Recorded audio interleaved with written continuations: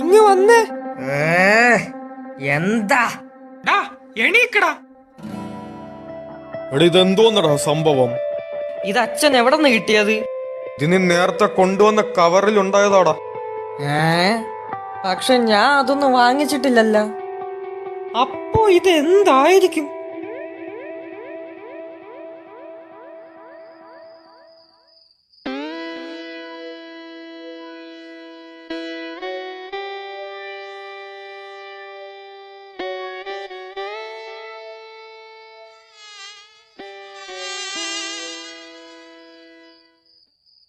അണ്ണാ, ആ ഗോൾഡ് നമ്മൾ എടുക്കാൻ നിന്നിരുന്നെങ്കിൽ ആ സമയം കൊണ്ട് നമ്മളെ പോലീസ് പിടിച്ചേനെ.